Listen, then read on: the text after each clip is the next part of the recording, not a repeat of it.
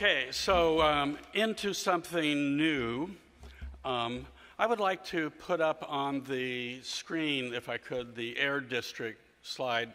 Have you got that? Because I want to segue into our next speakers, Tom Steyer and then Sheila Kuehl, with a moment of my inspiration, which was, after working on Measure M, we were trying to get investments included for improving the goods movement system, improving Metrolink system, and improving investments in clean technologies as part of that program. Now, we did get some money in there for goods movement improvement, the I-710 South in particular, but we didn't get too much in, and so since these were all on my bucket list, and you have to admit I'm much too young for a bucket list, and I have a really big bucket list. This district, in a sense, unites all of this because one of the ideas that we want to talk about are big ideas to end air pollution as we know it in Southern California, make a pivotal, perhaps a tipping point victory in the fight against climate change, and while modernizing Metrolink. And those aspirations, I think, are the kinds of aspirations that leaders like these, like Tom Steyer and like Sheila Kuehl, are the measure of. And so I would like to, first of all, invite Tom Steyer to join us and give us some words. Now, Tom really first came to my attention during the campaign against Prop 23, which you may remember, I think it was 2010, was intended to overturn AB 32, our California's efforts, Fran Pavley's bill that set greenhouse gas reduction goals for the state. And I was very impressed with the efforts that he and others made in defeating that measure. Later, he founded and served as president of NextGen Climate. He's really been, both in California and nationally, one of the leading voices for the importance of fighting climate change. He and his wife, Kat Taylor, Tom has done very well for himself in business, and they have built a resource that they intend to, I think, give away for public-spirited purposes during their lifetime. So one has to say, this guy's a mensch. So let's invite him to the stage and give him an opportunity to tell us exactly what he's up to now and how that really measures up with our goals as well. Hey, Tom. So good afternoon. I'd like to talk for a little bit, but I'd also like to take questions when I'm done. So if you have some nice softball questions that you'd like to lob up here, that would be super helpful. And I want to start by saying that this is really kind of a celebration of Measure M and the progress that's been made in Los Angeles. And I think that everybody who's been involved with it deserves an amazing amount of gratitude and respect, both from people in Los Angeles and from around the country. I'm from San Francisco, California, and I get a chance to travel around the state a lot. And when it comes to transportation, Los Angeles' history and reputation can be summed up by something a British writer said in the 1970s. Like earlier generations who taught themselves Italian in order to read Dante in the original, I learned to drive in order to read Los Angeles in the original. And that was true, because as this became a 12 million strong county, before 1970, an awful lot of time was spent building infrastructure for the automobile without that much regard for the environment. And as a result, LA, in addition to some great other things, was known for a car culture, for 10-lane highways, for lousy air quality, and for clouds of smog. Of course, those problems led to some great solutions, including the National Clean Air Act in 1970, to the existence of building codes, and for the steps to cut pollution and greenhouse gas emissions, so that the huge problems that existed in LA also led to gigantic solutions that reached from Los Angeles to the rest of California first, and then across the entire nation. I think that, though, when we talk about what's happening in Los Angeles now, as someone from Northern California, I want to make one very large point, and I think Measure M is illustrative of this, which is that LA County is the most progressive and innovative county in the United States of America.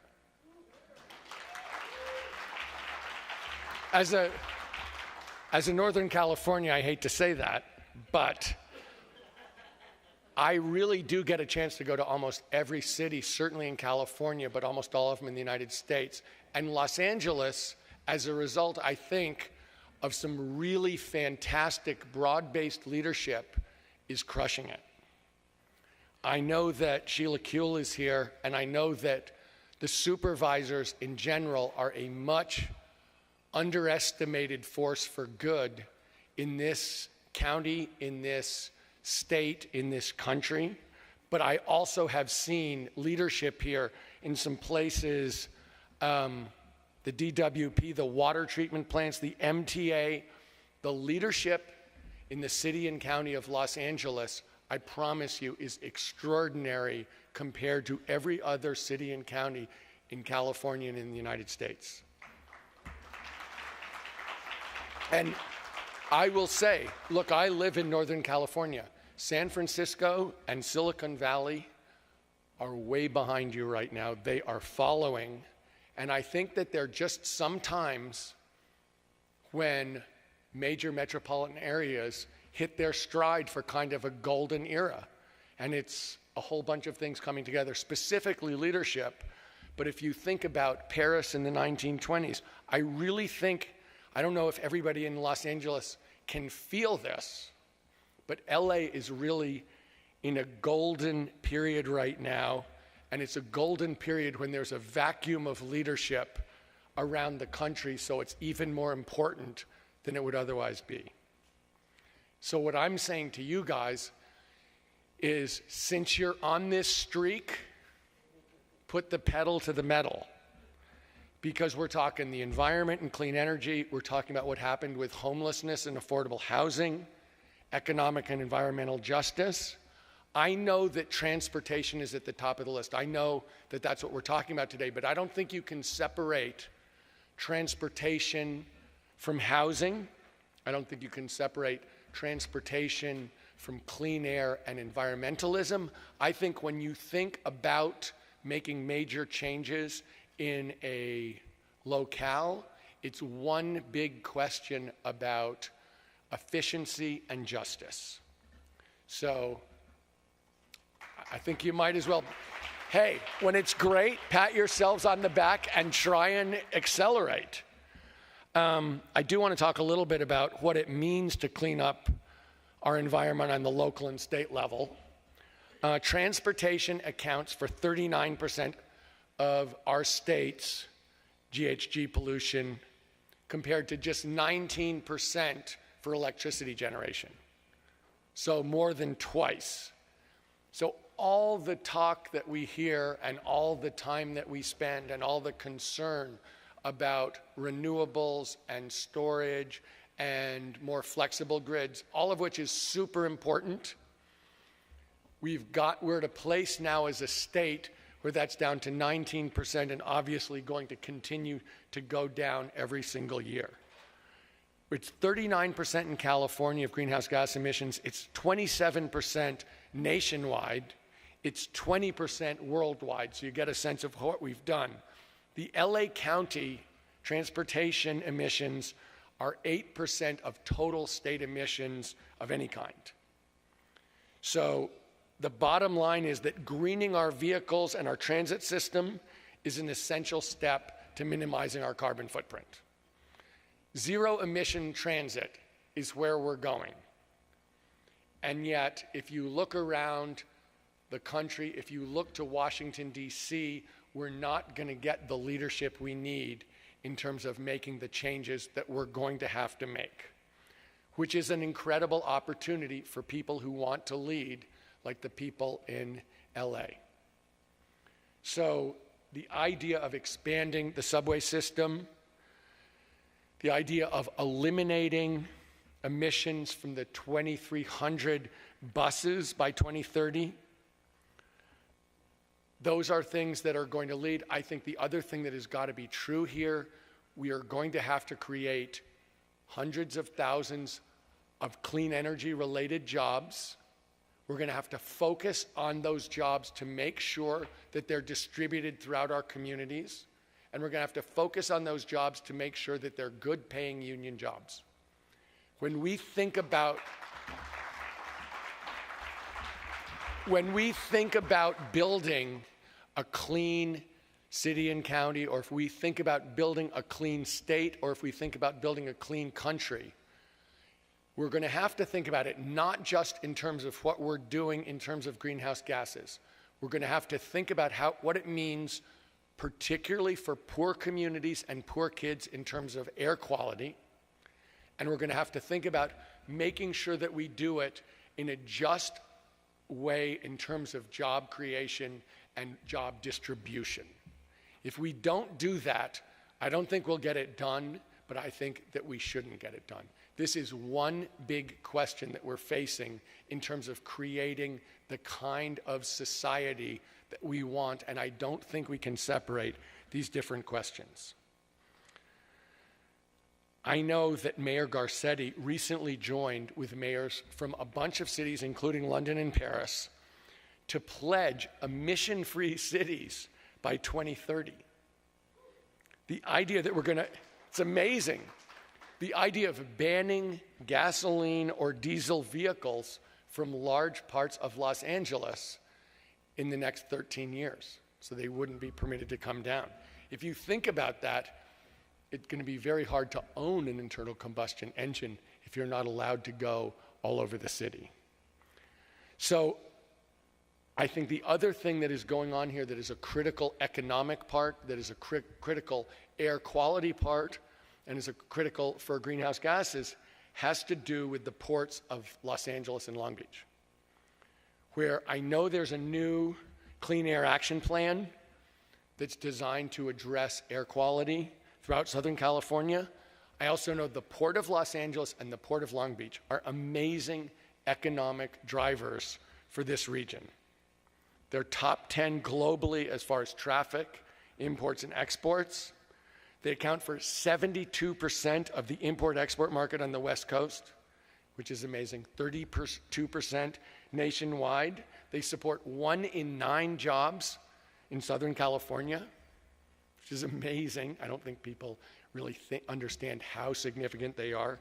2.8 million jobs in the US.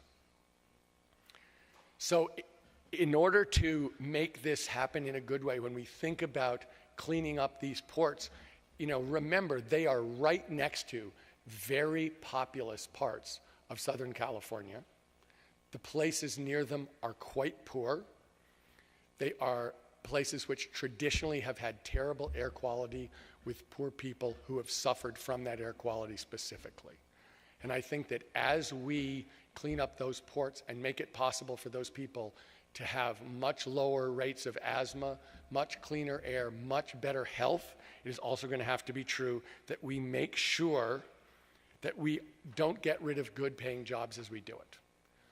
All along, the question is going to be, how do we make sure we clean the air, create good jobs, while we also reduce greenhouse gas emissions in one clean package?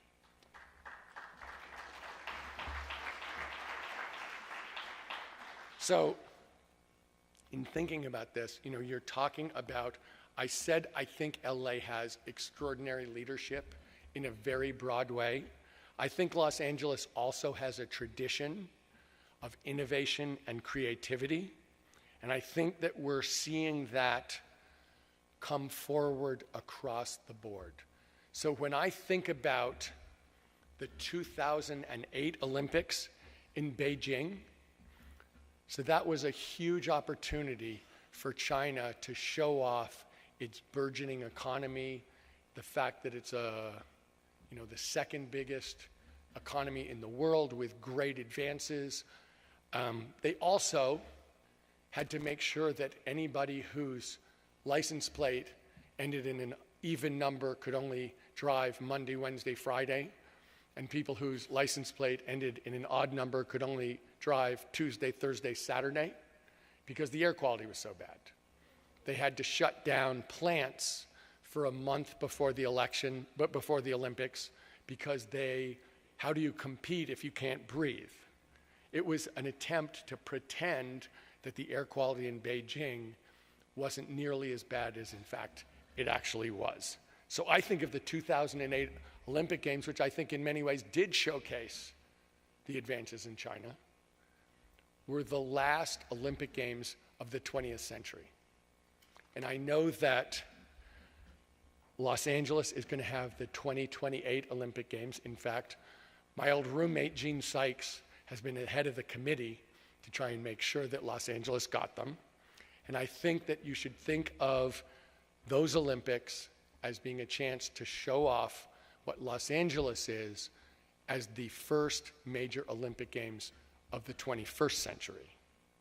And that will be a chance to see clean air, a green economy, clean energy innovation, zero emissions cars, trucks, and buses, no face masks, no faking, a metro and light rail system to get people downtown to the beach, to the valley, and everywhere in between.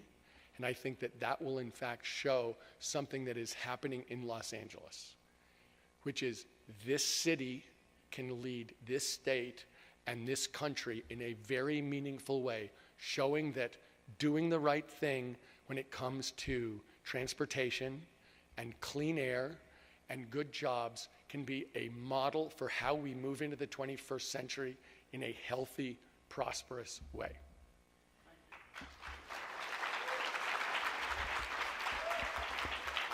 So if you do have some softball questions, I'd be happy to take them. But before I do, I'd like to say one more thing.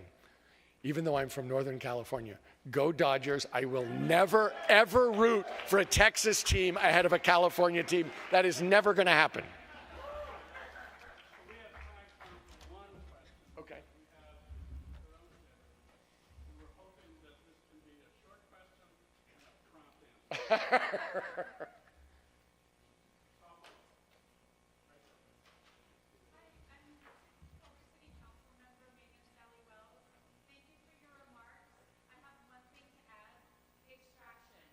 We cannot be climate leaders if we are not addressing the oil drilling, especially urban oil drilling that is happening all over this county, including Culver City. So please add that to your list. So I'd like to make one point about extraction and fossil fuels. Obviously, we can't be a society that's going to continue to depend on fossil fuels. We shouldn't put one more cent into any infrastructure for fossil fuels. I hope you guys noticed that they just canceled the proposed natural gas plant in Oxnard, the so-called Puente plant. It is time for us from now on to build only clean, renewable-based electricity generation. And it's time for us to move on to a place where the idea of extracting fossil fuels next to schools and causing the kind of pollution and health damages, which we know it does, is unacceptable. So thank you for that point. I agree with you. We agree with you.